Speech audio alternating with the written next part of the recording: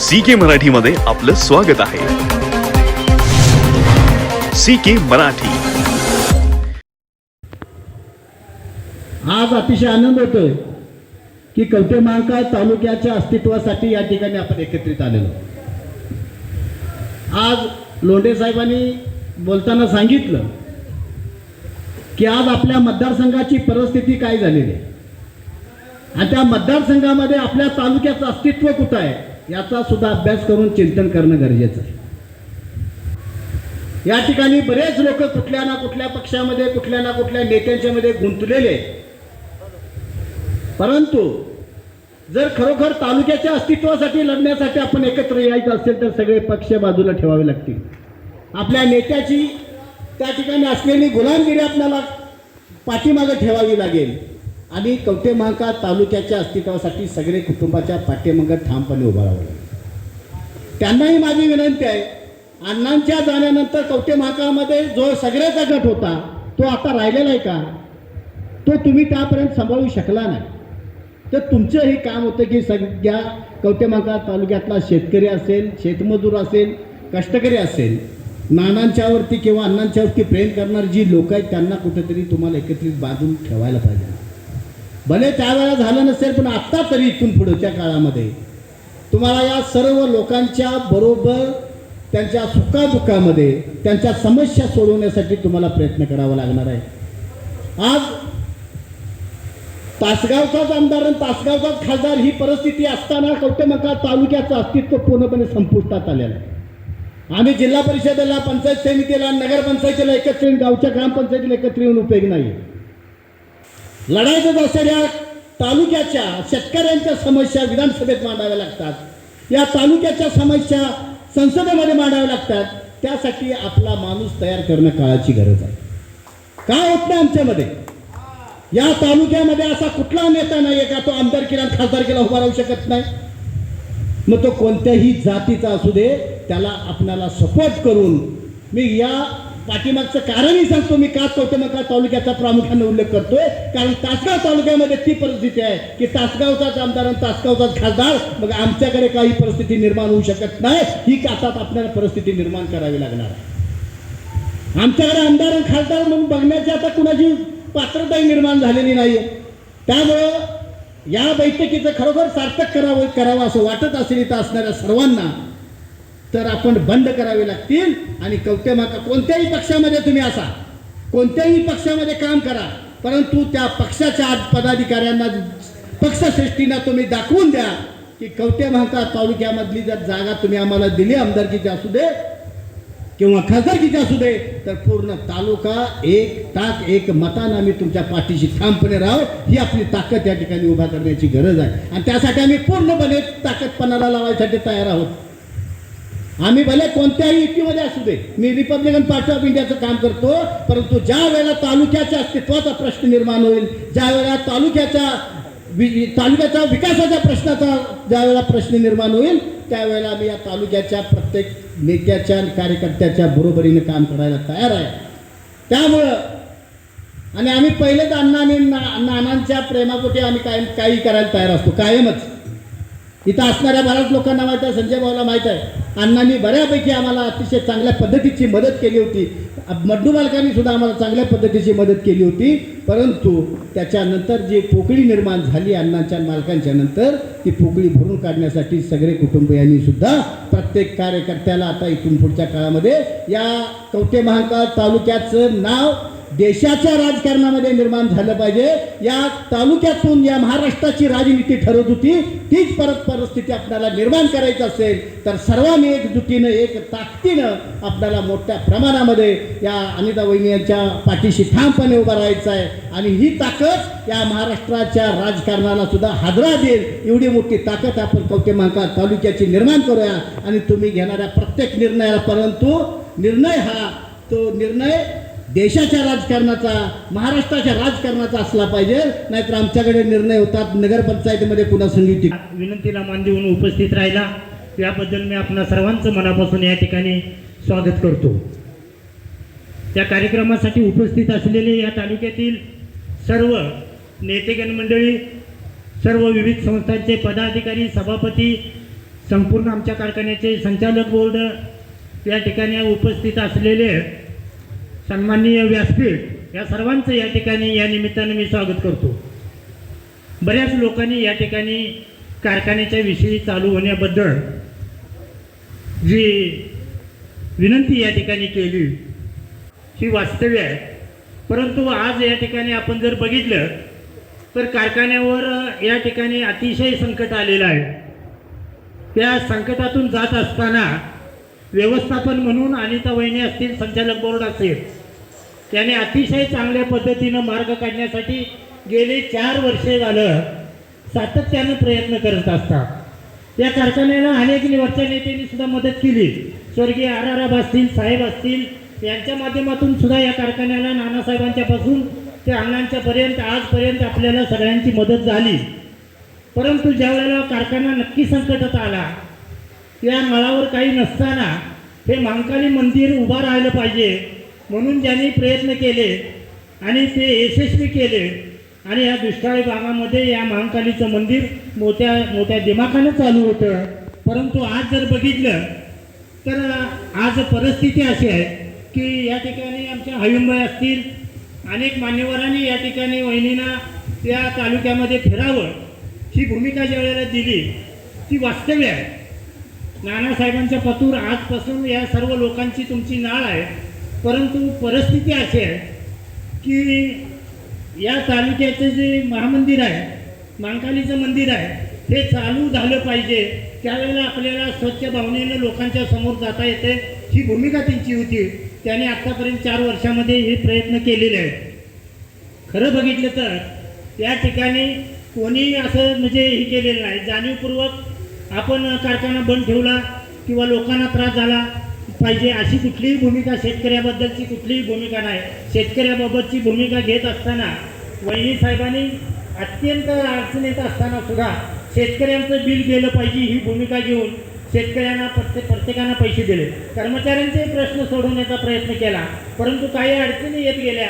शेवटी आर्थिक निकष हा महत्त्वाचा असतो आणि आज आपल्याकडे कारखान्याकडे आर्थिक बाजू कमकुवत असल्यामुळं त्यांना कोणत्याही परिस्थितीत व्यवस्थापनाला साध्य करता आलं नाही. परंतु आपण ही धीर सोडून चालत नाही. या ठिकाणी या घरावर पूर्ण विश्वास आहे लोकांच्या जनतेचा विश्वास आहे. आपण सगळ्यांनी जर साथ दिली आणि आपण दिलेली आहे, आपण जर यांना साथ दिली आणि त्यांना खंबीरपणाने या ठिकाणी प्रयत्न करण्याची भूमिका आपण सर्व व्यवस्थापन घेईल आणि आपल्याला दिमाखानं पुन्हा कारखाना चालू झालेली दिसेल ही भूमिका या ठिकाणी मी आपणाला महाकालीच्या वतीनं, आदरणीय वहिनी साहेबांच्या वतीनं, सर्व सभासदांना, सर्व कर्मचाऱ्यांना या ठिकाणी मी देतो आणि या ठिकाणी थांबतो. जय हिंद, जय महाराष्ट्र. मी या अगोदर काही फारशी राजकारणामध्ये सक्रिय नव्हते, पण 2016ला आरक्षण पडलं आणि त्यावेळेचा किस्सा आज मला थोडंसं सांगावंसं वाटतं की 2016ला आरक्षण पडलं. याच्या अगोदर सामाजिक काम करत होते. शैक्षणिक कार्यामध्ये शिक्षिक असल्यामुळे अग्रेसर आम्ही आहे आणि होतोच. पण जेव्हा आरक्षण पडलं तेव्हा पहिला फोन आले, फक्त 10 मिनिटाच्या वेळेमध्ये पहिला फोन कोणाचा आला असेल तर तो स्वर्गीय विजय अण्णा सगळ्यांचा फोन आला की मॅडम आरक्षण पडलेलं आहे आणि असं आपल्याला पुढची भूमिका घ्यायची आहे. म्हणजे या माणसाकडं किती दिव्य दृष्टी होते त्याचा आपल्याला प्रत्यय येतो. आणि ही माहिती जर खोटी असेल तर याला साक्षीदार अय्याजभाई या ठिकाणी आहेत, त्यांना तो प्रसंग माहिती आहे. या ठिकाणी काम करत असताना किंवा तालुक्याचं नेतृत्व करत असताना एक महिलांच्या खांद्यावरती ही धुरा येते आणि ती धुरा माननीय अनिताताई वहिनींनी समर्थपणाने पेरलेली आहे. त्यांची असेल वैचारिक बैठक असेल किंवा त्यांच्यातला जो काही उत्साह खरं तर या कार्यकर्त्यांच्या मुळे निर्माण झालेला असेल, तो उत्साह आपल्या मध्यवर्ती बँकेच्या इलेक्शनच्या वेळेला पाहिलं, अगदी जगच्या शेवटच्या टोकापर्यंत प्रत्येक कार्यकर्त्यांची भेट घेणं, त्यांना आवर्जून सांगणं, हे सगळे गुण असतील तर ते अनिताताई सगळे यांच्याकडं ते गुण आहेत. फक्त विषय एवढा येतो की हा आपला दुष्काळी भाग असला तरी बंद पडलेला कारखाना, याच्या अगोदर एका वक्त्याने सांगितलेलं आहे की कुणाकडूनही तो कारखाना खरं तर चालू व्हायला पाहिजे. या तालुक्यातली जी गोरगरीब जनता आहे या कारखान्यावरती त्यांचं बरंचसं भवितव्य अवलंबून आहे. अशा या गोरगरीब जनतेसाठी कारखाना म्हणजे एक आशास्थान आहे. या तालुक्यामध्ये कोणत्याही प्रकारचं मोठं असं शैक्षणिक संकुल नाही किंवा महिलांच्या हाताला काम नाही. अशा पद्धतीचं एखादं आपण काम करत असेल तर वहिनी जसं मगाशी सांगितलं तशा पद्धतीनं आपल्याला कार्यकर्ते शोधावे लागणार नाही, तर ते कार्यकर्ते आपसूकच तुमच्याकडे येणार आहेत आणि ते सगळं सामर्थ्य तुमच्याकडे आहे. या ठिकाणी झेंडा रोवला गेलेला होता, परंतु त्यानंतरच्या काळामध्ये बऱ्याचशा काही घडामोडी घडल्या आणि खरं तर काही कार्यकर्ते आहेत ते बाजूला पडले गेले. असं जेव्हा एखादी भूमिका निर्माण होते तेव्हा खऱ्या अर्थानं ह्या कार्यकर्त्यांचा चेंडू होतो, कधी या पक्षामध्ये, कधी त्या पक्षामध्ये, कधी त्या गटामध्ये, कधी त्या गटामध्ये. तर हे खरं तर कार्यकर्त्यांचं हाल जे आहेत ते या नेत्यांनी खरं तर थांबवले पाहिजेत आणि नेते या निश्चितच कार्यकर्त्यांच्या कर्तृत्वाला वाव देतील आणि आपल्याच नेत्यांना समर्थपणानं पुढे नेण्यासाठी त्यांना पाठबळ देतील असं मी या ठिकाणी व्यक्त करते. मला या ठिकाणी बोलण्याची संधी दिली त्याबद्दल तुम्हा सगळ्यांचे मी आभार मानते. धन्यवाद. मान्यवर आणि आपण सर्वांना निरोप दिला तर आपण सर्वजण तालुक्यातील सर्वजण कार्यकर्ते या ठिकाणी उपस्थित राहिला. पाठीशन मगापासून बोलायचं अजून वया म्हणल्यापासून बोलायचं राहून जातो, पण आता बोलायला काय अडचण नाही. मला एक दोनच मुद्द्यावरती बोलायचं आहे. अजून आपण म्हणला कार्यकर्त्यांचा अन्याय होतो, कार्यकर्त्यांच्यावरती जे पोलीस स्टेशन असो, तहसील कार्यालय असो, जसं दादासाहेब कोळेकरांचं आपण उदाहरण दिलं, त्या गावामध्ये अडचण आली त्या ठिकाणी नेते खंबीरपणे त्याच्या पाठीशी उभा राहिले. तसे आम्ही सुद्धा सर्वसामान्य कार्यकर्ते कामं करत असताना आमच्या सुद्धा कार्यकर्त्याचे अन्याय होत असताना आमच्या सुद्धा पाठीमाग कोण असणं गरजेचं होतं. वहिनीच्या पाठीशी आम्ही नेहमी पाठीमागे राहतो. वहिनी जेवढं प्रयत्न करता येतो तेवढं प्रयत्न आम्हाला केला, मदत केली, सहकार्य केलं. परंतु ज्यावेळी आम्हाला राजकारण संपवण्याची वेळ आली ते जर पक्षामध्ये आम्ही काम करत असताना त्या पक्षाच्या नेतृत्वाकडे होत असेल, वहिनीच्या बोलत नाही मी नंतर त्यावर वहिनींना सांगून ज्या नेत्यांच्याकडे आम्ही गेलो त्या नेत्यांना सुद्धा सांगितलं की सगळे कुटुंबाला ज्यावेळी अडचण असेल, सगळे यांच्या अडचण असेल त्यामागे आपण सगळेजण राहिलं पाहिजे. त्या नेत्याने सुद्धा आम्हाला सांगितलं तुम्हीच काय, मी स्वतः वहिनीच्या पाठीमागे राहतो. ज्यावेळी त्या सगळे कुटुंब ज्यावेळी अडचणी असेल, कारखाना असेल किंवा कुठलीही अडचण असेल त्या अटी घेऊन रायराम पाटील सर तुम्ही जसे अटी गेल्या तसे अटी घेऊन आम्ही सर्वसामान्य कार्यकर्ते आम्ही तिकडे. परत एकदा वहिनी काल मिटिंग घेतली, मिटिंगचा आदेश आला, निरोप आला की मिटिंगला या. वहिनी आज हे चित्र बघेल तर आम्ही जो निर्णय घेतला असेल तो निर्णय आम्हीही बदलायला तयार आहे. तुम्ही परत एकदा ॲक्टिव्हापर्यंत करत असताना वहिनी 4 वर्षापूर्वी कारखान्यात संचालक म्हणून आम्ही तुमच्या कारखान्यामध्ये आम्ही आलो. 4 वर्षापूर्वी सर्वसामान्य आम्ही असो, संजय पाटील धालगाव संचालक असेल, आमचे राजे पाटील असेल, सर्वसामान्य सर जे संचालक आम्ही होतो त्या सर्वांना इच्छा होती की हा कारखाना कुठेतरी चालू व्हायला. वहिनी तुम्ही तुमचा प्रयत्न केला. आज सांगली जिल्ह्यामध्ये होती सहकारी बँक राष्ट्रवादी काँग्रेस पक्षाचे या बँका असताना हा कारखाना चालू होणं सर्वसामान्य कार्यकर्त्यांना वाटत होतं. जशा तुम्ही पंढरपूरच्या वर लोक वाऱ्या करतात तशा तुम्ही अनेक वेळा आठवड्याला असेल, 15 दिवसाला, महिन्याला असं हा कारखाना चालू होण्यासाठी अनेक नेत्यांच्याकडे तुम्ही मागणी केली, प्रयत्न केले. परंतु वहिनी हा ज्या नेतृत्वाच्या नेत्याखाली आपण काम करतो त्या नेत्यांच्या एक ठरवलं तर आजच्या दिवसात सुद्धा हा कारखाना चालू होतो. परंतु मी मनात आणलं तर आजच्या दिवसात हा कारखाना चालू होतो. सांगली जिल्ह्यामध्ये ती कोणाची बँक आहे सर्वसामान्य लोकांना माहिती आहे. आज सरांनी सांगितलं सर्वसामान्य लोकांच्या सगळ्यांची अडचणी आहेत. परवा आम्ही त्या झाडावर त्या खाली भागामध्ये गेलो होतो त्या ठिकाणी सो लोक म्हटली ज्या ठिकाणी ऊस नव्हता त्या ठिकाणी कारखाना त्या नानासाहेब सगळे असेल, विजय अण्णा असेल, या ठिकाणी नानांनी अण्णांनी चालवला. परंतु आज ऊस या ठिकाणी वैरी भागात असताना, आज सगळं असताना, ही सर्वसामान्य जनता आपल्या पाठीमागे असताना तुम्ही एखादा निर्णय घेतला पाहिजे की हा कारखाना चालू होण्यासाठी ज्या नेतृत्वाखाली आपण काम करतो त्या नेत्यांना सांगायला पाहिजे आणि या सर्व शेतकऱ्यांना लोकांना घेऊन आपण सांगायला पाहिजे हा कारखाना चालू होणं गरजेचं आहे. आपल्या सर्वांना माहिती असणं गरजेचं आहे. राजेंद्र अण्णांचा हा आटपाडी कारखाना माहीत असू दे, हा कारखाना बंद पडला पण त्या ठिकाणी निवडणूक लागली आणि तानाजी पाटलांनी कारखाना घेतला. तानाजी पाटील कुठल्या पार्टी? शिवसेनेची. बँकेचे चेअरमन कोण आहे? जिल्हा मध्यवर्ती बँकेचे चेअरमन राष्ट्रवादी काँग्रेस पक्षाचे. पण त्या कारखान्याला काही कारण नसताना सुद्धा जिल्हा मध्यवर्ती बँकेने त्याला कर्ज दिलं आणि कारखाना चालू करण्यासाठी मदत केली. पण आपल्याला अशी काय अडचण आहे? ओपन बोलायचं नव्हतं काय? ओपन बोलला काय अडचण नाही होणे. आता जिल्ह्यामध्ये आज लोकांच्या, सर्वसामान्य लोकांच्या दारात आपण जात असताना आपण लोकांना हे उत्तर द्यायला लागणारे कारखाना का बंद आहे. पण हे देत असताना अजून वेळ गेलेली नाही. त्या नेतृत्वाला आपण सांगणं गरजेचं आहे. आज आपली प्रॉपर्टी, कारखान्याची प्रॉपर्टी असेल, सर्व चालू झालं. तुम्ही प्रयत्न करत असं म्हणत नाही, सर्व संचालक म्हणत तुम्ही प्रयत्न करताय, परंतु कुठेतरी यश येत नाही. त्यासाठी आपण त्याला एक जाब विचारला पाहिजे. हीच आमची सर्वसामान्य लोकांची इच्छा आहे. आणि एवढं जास्त न बोलता एवढं सांगतोय, राजकारणाची दिशा ठरवायची, वहिनी दिशा ठरवावी. आज आम्ही असो किंवा अनेक काही करतो, निम्मी इकडे निम्मी तिकडे असं व्हायला नको. तुम्ही जे दिशा ठरवत असेल तर गटाचा अनेकदा परत मेळावा आहे आणि एकदा तुम्ही आदेश द्या. आम्ही सर्व लोक, जिल्हा परिषद उद्या पंचायत समिती सर्वजण आपण एवढं आपण निवडून नसायचं, एखादा पाडाची ताकद आपल्या सर्व कार्यकर्त्यांच्यात आहे. एवढं आपण ठरवू, एवढंच मी या निमित्ताने सांगतो. आणि एक दिशा राजकारणाची आपण ठरवा, एवढंच मी तुम्हाला विनंती करतो. आणि जिथं इथं आपल्या अडचणीला आम्ही सर्व लोक आम्ही सगळ्यात आधी तुमच्या पाठीशी आम्ही वागत राहू, एवढंच मी या ठिकाणी सांगतो.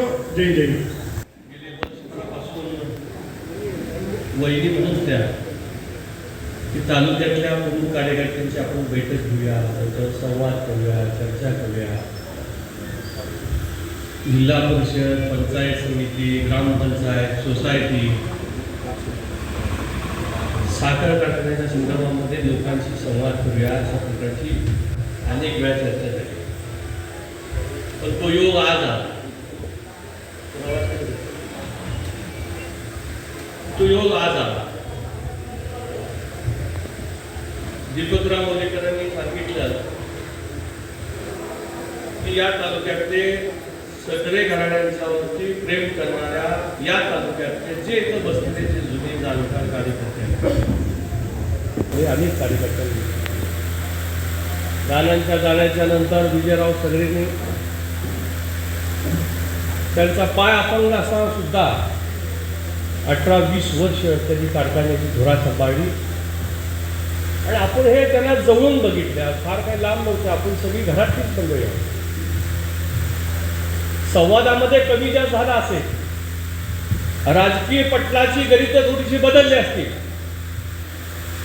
परंतु ज्यावेळी विजयराव सगळ्यांचं घर पडलं की वहिनी इथं आलेले जे लोक आहेत आणि कुणी कुणाला मतदान दिलं असेल, कुणी कुठल्या गटात असेल, काही मला माहित नाही. परंतु आज अनिता वहिनींनी बैठक बोलवली आहे. त्या बैठकीला आपल्याला जायलाच पाहिजे. म्हणून शेवटच्या टोकापासून टोले इथं आले. शेवटचा टोक आहे आपल्या तालुक्यातला. दिशिंग हा एकूणचा टोक आहे. म्हणजे शेवटच्या टोकापासून माणसं आज तुमच्या घराण्यावर प्रेम करताय. केवळ ना केवळ विजयराव सगळ्यांनी या तालुक्यामध्ये चांगल्या पद्धतीने कारखाना चालवला म्हणून हे लोक प्रेम करताय. आजची स्थिती जरी आपला कारखाना बंद काय कारखाना तुमचाच बंद पडला आहे. आज महाराष्ट्राच्या आणि देशाच्या राजकारणामध्ये पंकजा मुंडे सारखी ज्याच्या घरामध्ये खासदारकी राज्यातले देशातली सगळे पद आहेत त्यांचा कारखाना बंद पडला. बरं आपला कारखाना बंद पडला आपण काय आनंद उत्साह करण्यासाठी जमलो नाही. हा कारखाना आपल्याला एक मुठी सगळेजण एकत्र झाल्यानंतर, कार्यकर्त्यांची एकजूट झाल्यानंतर नेत्यांना सुद्धा तो निर्णय घ्यायला काही गोष्टी थोडासा फास्ट होतो, लेट होत आहे. आपली एकजूटता आपण घेऊया आणि आपली ही एकजूटपणा आपण आपल्या नेत्यांच्या माणसं, राष्ट्रवादी काँग्रेस पक्ष या तालुक्यामध्ये जिवंत ठेवली माणसं. मतदारसंघ बदलला म्हणून काही लोक मालक व्हायला आमचं दुर्मत नाही. परंतु ज्याने कुकू तुम्हाला लावलं, ज्याने तुम्हाला साथ दिली त्यांना विसरता कामा नये असा सल्ला व्यक्तिगत माझा आहे. हा तुमच्या व्यक्तिगत माझा. आज सगळे घर राजकीयदृष्ट्या अडचणीत आलो. आपण काही निवडणुकीमध्ये वेगवेगळ्या पद्धतीत राहिलो. विजयाच्या जाण्याच्या नंतर साखर कारखाना बंद पडल्यानंतर आपण ही अवस्था आपली बिकट झाली तर आपला कारखाना चालतो का नाही आणि हा कारखाना नाही चालला तर काय होणार पुढं अशा अवस्थेमध्ये आपण सगळीकडे मंडळी होतो आणि त्याच्यानंतर वहिनीने असा निर्णय घेतला की ती आबा वगैरे सगळी मंडळी बसली तिला की या तालुक्यातल्या सगळ्या कार्यकर्त्यांशी संवाद करायचा. वास्तविक मी राजाराम पाटील सरांना मगाशी बोललो अरे आमची भाषण ह्यांना ऐकण्यापेक्षा ह्यांचं काय म्हणणं आधी आपण ऐकूया. एकदा ह्यांचं म्हणणं एकदा मजबूतीकरण जर पुढं आलं तर आपल्याला त्या दिशेने जाता येईल. जे लोक म्हणतात त्या दृष्टीनेच आपल्याला पावलं या पुढच्या काळामध्ये उचलावं लागतील आणि थोडं स्थिर आहे. आता हलायचं नाही, आता अजिबात हलायचं नाही. आपल्या गरिबीचा आपल्या राजकीय अपंगत्वाचा काही लोकांनी फायदा उचललेला आहे. त्याचं बेनिफिट आपल्याला मिळालं नाही. त्याचं बेनिफिट काय मिळालं पाहिजे त्याचं काय म्हणते साहेब. आपल्याकडे जिल्हा परिषदेचे सदस्य पाहिजे होते, सभापती पाहिजे होता, नगरपालिकेत पाहिजे होते माणसं. काही थोड्या पाठिंबाच्या काळामध्ये चुका घडल्या नाही असं नाही, मान्य करतो चुका घडल्या. लहान सहानच्या कार्यकर्त्यांच्या गाव पातळीवर काम करणाऱ्या कार्यकर्त्यांच्या वेगळीच धरलं गेलं. त्या वेळी पोलीस स्टेशन असेल तहसीलदार असेल त्यावेळी ताकद कमी त्याच्यानंतर तो कार्यकर्ता थोडासा बाजूला सरायला लागला. याचा अर्थ तुमच्या घराची आधी हरकत घेतल्या याचा अजिबात शंका घ्यायचं कारण नाही. तुम्ही म्हणता ठीक आहे. हॉस्पिटलमध्ये गेल्यानंतर तो PSI तिथे येतो आणि त्याला म्हणतो 1 लाख 2 लाख रुपये दे आणि त्याला पोलीस स्टेशन नव्हे तर हॉस्पिटलमध्ये त्याला पट्ट्यानं मारलं. 4 कार्यकर्ते घेऊन तिथे पोहोचला. तो पोहोचल्याच्या नंतर ते प्रकार सगळा लक्षात आला. रात्री गावातले लोक घेऊन तिथं पोहोचला. दिवाळी स्थितीत आले, तिची चर्चा झाली. SP ला त्या ठिकाणी तिथं नोंद घ्यावी लागली आणि त्या वेळेला PSI ला सस्पेंड करावं लागलं. अशा कार्यकर्त्यांची देखील फळी आपल्या तालुक्यात असताना मग शांत राहण्याची भूमिका का. कुमारदाजी तुम्ही जर वर्ष वैदिकच्या घरचा येत नाही ही खंत आमच्या मनात. विजयराव सगळ्यांच्या गाडीत ज्या ज्या आम्ही फिरत होतो कुमारदाजी हा माझा भाऊ आहे, धाकटा भाऊ आहे असं त्यांची कल्पना होती. माझा चांगला माणूस त्या मतदारसंघामध्ये ती भूमिका त्याची होती. पण त्यांच्या जाण्याच्या नंतर तुम्ही हे नातं लांब का ठेवताय. तुम्ही एकत्र येण्याची भावना का निर्माण करताय. आणि मग त्या परिसरामध्ये तुमचे चारगाव जिल्हा परिषद असेल, लाडळगावचं जिल्हा परिषद असेल किंवा आपल्या 4-5 जिल्हा परिषद सदस्य गण असतील या गणातले जे प्रमुख कार्यकर्ते आहेत. आज काही लोकांच्या पुढं प्रश्न असा पडला की वैद्यने आपल्याला बोलवलं काय कशासाठी, काय चर्चा आहे का, कशासाठी बोलवलंय. काही लोकांच्या मनामध्ये चर्चा ही असेल की बहुतेक 4 महिन्याला मोठं गोंधळ आहे. वहिनी अर्ज भरतात की काय आम्हाला तुमच्या आमदारकीत आणि त्या खासदारकीमध्ये आम्हाला रसच नाही आहे. परंतु ही चर्चा होत असताना तुमच्या सगळ्यांच्या संमतीची आवश्यकता आहे.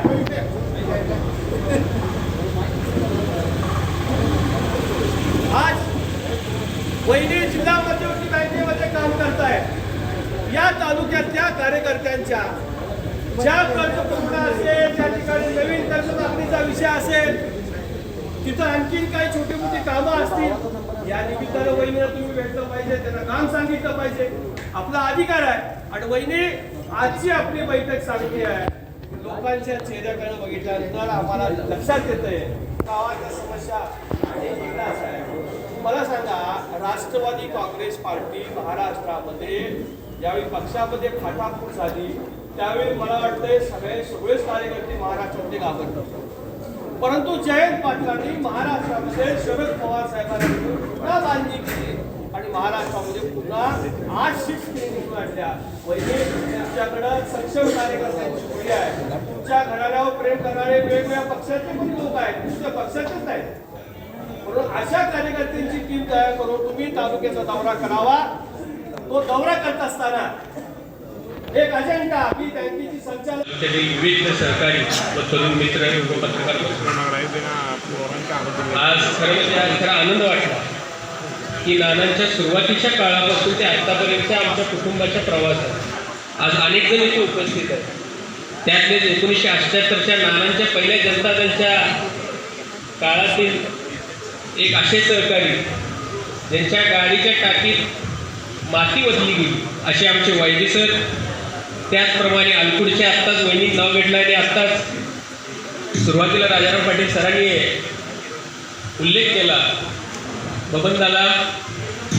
त्याचबरोबर नानासाहेबांचे सहकारी आमचे ज्येष्ठ मार्गदर्शक नानांचे किचन कॅबिनेट आमचे बाबूआजा असे अनेक जण इथे उपस्थित माझे सर्व तरुण मंडळी. मगाशीच आता वहिनींनी सांगितलं की आपले 80% काम झाले, राहिलेलं उर्वरित काम नक्कीच ह्या 2-3 महिन्यात होऊन जाईल. मी ह्या ठिकाणी त्याची गवाही देतो आणि आपण वेळात वेळ काढून एका दिवसाच्या कालावधीत आपण सर्वजण एवढं उपस्थित झाला त्याबद्दल आपल्या सर्वांचा आभार मानतो आणि थांबतो. जय जय महाराज. कुटुंबातले आहे. गेल्या अनेक वर्ष नानासाहेबांच्या नंतर विजयाण्णा असतील, बंडू मालक असतील, ह्या सर्वांच्या सार्वजनिक जीवनात जे काही तुमचं मोठं योगदान असेल, महत्त्वाचं सहकार्य असेल तुम्ही दिलेलं आहे. एक भगिनी म्हणून मी जेव्हा अडचणीत होतो त्यावेळेस तुम्ही समर्थ साथ मलाही दिलेली आहे. हे कधीही मी विसरू शकणार नाही. मी ह्या सर्वाबद्दल तुमची मी ऋणी आहे आणि कायमस्वरूपी तुमच्या ऋणात राहणार आहे. आज मला वाटतंय आज आपण मगाशी बऱ्याच लोकांनी म्हटलं आज जरा आपल्याला अडचणीचा काळ आहे. खरं मला नक्की खात्री आहे आणि विश्वास आहे हे तुमच्या सगळ्यांच्या उपस्थितीत असं वाटतं की पुन्हा आपले दिवस चांगले येणार आहे तर नक्की येणार. थोडा संयम ठेवायला लागतोय. मगाशी सावंत सरांनी म्हटलं कारखान्यासंदर्भात वहिनी पहिल्यांदा विचार करा. माझा असं एकही दिवस राहिला नाही. 4 वर्ष झाले माझ्या हातात सत्ता येऊन. आज हातात सत्ता येताना अडचणीच्या काळातच माझ्या सत्ता आली हातात. त्या अडचणीत सुद्धा मी 2 वर्ष सक्षमपणे कारखाना चालवला. कारखाना चालवत असताना कामगार असतील, शेतकरी असतील, ऊस उत्पादक असतील, कुणाला दुखवण्याचं काम माझ्याकडून झालेलं नाही. जे ऊसाचं बिल शेवटला राहिलं होतं त्यासाठी पण मी अहोरात्र प्रयत्न करून जे निम्म राहिलेलं ऊसाचं बिल मी प्रयत्न पूर्ण करून त्यांच्या खाती कधी जाईल ह्यासाठी मी झटत होतो. आज बरेच नैसर्गिक अडचणी असतील, काही मानवनिर्मित अडचणी असतील, ह्या सगळ्या गोष्टीत मी अडचणीत येत गेलो. तर बऱ्याच लोकांनी मला सहकार्य केलेलं आहे. सहकार्य केल्यानंतर पण मग आबा असतील, जयंत पाटील साहेब असतील, नानाचे जर उपकार आणि त्यांचे जर उपकार म्हणता येणार नाही त्यांचं कार्य हे मला फार मोलाचं साथ देत गेले. त्यांचे आशीर्वाद मला साथ देत गेले. आज खरं बघितलं तर अण्णांच्या निधनानंतर तुम्ही जे मला समर्थ साथ दिली मला असं जे माझ्या कुटुंब असतं मी कधीही ते विसरू शकणार नाही. माझं एकच ध्यास असते की माझे जे ऊस उत्पादक शेतकरी आज अडचणीतच चालले त्यांच्यासाठी मला हे पुन्हा कारखाना सुरू करायचा आहे. बऱ्याच लोकांनी सावंत सरांनी म्हटलं आम्हाला खुलासा द्या. खुलासा बऱ्यापैकी मी देण्याचा प्रयत्न करणार आहे. जवळपास 80% आज आपलं काम आदेश दिला. हे आदेश करत असताना तिथं अनेक लिटिगेशन आले, अनेक अडचणी आले. शासकीय बोजा त्या जमिनीवर होता. त्या जमिनीवरचा कालच मुंबई अदालतमध्ये आपल्यासारखा निकाल लागला. शासकीय बोजाचा पण आज निकाल लागलेला आहे. बऱ्यापैकी 80% काम आज झालेलं आहे. जवळजवळ मगाशी लोंढे साहेबांनी सांगितलं महिन्यात ते 1.5 महिन्यापर्यंत ह्या सगळ्या गोष्टीला एक आकार मिळेल आणि आपल्या कराराला उद्या आता टीव्ही असतील, चंदू सगळे असतील, सगळे ज्येष्ठ मंडळीला घेऊन साहेबांना पण तुमचे जे आता तुम्ही जे आपल्यासमोर मांडले हे सगळं आम्ही जयंत पाटील साहेबांना पण सांगणार आहे. आणि तसं बघायचं तर साहेबांचं असेल, आराराबांचं असेल, हे सगळ्यांचं पण आम्हाला सहकार्य मिळालं आहे. आम्ही आमच्या पद्धतीनं आराराबांना सातत्याने सहकार्य करायचं आम्ही ध्येय ठेवलं तर त्या पद्धतीने अण्णा असतील, मी असतील सहकार्य करायची भूमिका घेतलेली आहे. आता बोलायचं झालं तर येणाऱ्या काळात आपण सर्वांनी आता जे माझ्या एका हाकेला तुम्ही एका दिवसात तुम्ही एवढ्या मोठ्या संख्येने उपस्थित राहिला. तुम्ही जेव्हा उपस्थित राहता, तुम्ही जेव्हा बोलता आणि मला जेव्हा हे तुमच्याकडून ऐकायला मिळतं तेव्हा मला बळ मिळते. बऱ्याच आता हायली उदवाई सावकर असलेली टीव्ही असले यांनी सगळ्यांनी मला म्हणजे सजेशन दिले की आपण तालुक्याचा दौरा करावे, बँकेचं काम असेल, इतर जिल्हा परिषद, मग पोलीस स्टेशनचं काम असेल, ह्यासाठी मी येणाऱ्या काळात नक्कीच एक दौरा करेन. आपली काही अडचण असतील त्या अहोरात्र मध्ये कधीही फोन करा, 12ला करा, रात्री करा, सकाळी करा. त्या माझ्या पद्धतीनं कुठल्या नेत्याला सांगून असेल, आमदाराला सांगून असेल, कशा पद्धतीनं सोडवायचं काम मी ह्या पुढच्या काळात करणार आहे. आपण सगळे आलात त्याबद्दल मी मनापासून तुमचं धन्यवाद देते. असं एक गैरजन. आताच मेळावा संपन्न झाला. जनतेने चांगला प्रतिसाद दिला. सगळ्यांनी आपले मनोगत व्यक्त केलेलं आहे. हे सगळं पाहिल्यावर मला आणखीन जनतेसाठी काम करण्याची ऊर्जा उत्पन्न झालेली आहे. बऱ्याच लोकांनी कारखान्याचा प्रश्न उपस्थित केला होता. 80% आज कारखान्याचं काम झालेलं आहे. येणाऱ्या 1 महिन्यात ते 1.5 महिन्यात आमचं काम संपूर्ण होऊन कराराला आम्ही पुढं जाणार आहोत. आणि आता बघितलं तर बघितलं तर संघर्षाचा काळ सुरू आहे. तर आमच्या संघर्षाला, आमच्या घराण्याला या संघर्षाचा वारसा माहीत आहे. आम्ही या संघर्षावर मात करून कसं आम्ही पुढं जायचं हे वाटचाल तुमच्या सगळ्यांच्या सहकार्यानं आणि तुमच्या सगळ्या आशीर्वादानं हे मला मिळणार. तेव्हा आता ऑलरेडी स्टँड आहे. तो जास्त बोलत नाही आणि जास्त ओपन नसल्यामुळं ते लोकांना कळत नाही. कारण त्याचं कार्य माझ्यापेक्षाही चांगल्या पद्धतीने सुरू असतं. जे आत्ताचे काही नेते, आत्ताची जी काही जनता आली, जनता जी म्हणली की शंतनू भैयांनी जाग्यापर्यंत पोचावं आणि भैयांनी लोकांचा संपर्क करावा आणि कवठे महांकाळचा आमदार बनावा, असं काय त्याच्यावर काय?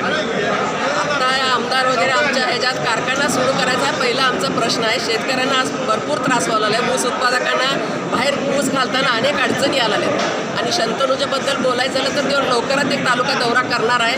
त्याची पण एक टीम आहे. आज नंतर तो पण ह्या सगळ्या सामाजिक कार्यासाठी, राजकारणापेक्षा आमचं घराणं समाज कार्यासाठी फेमस आहे. त्याच वृत्तीनं आम्ही ह्या पुढं वाटचाल करू. परंतु आता जनता जी आता इथं जनता उपस्थित आहे, जनतांची मागणी काय आहे की आमच्या कवठे महांकाळचं कोणतर पाहिजे, पहिल्यासारखं पाहिजे, अण्णांसारखं पाहिजे, नानांसारखं पाहिजे. असं तसं अण्णांच्यासारखं नानांच्यासारखं नक्कीच त्याच्याकडनं काम होईल.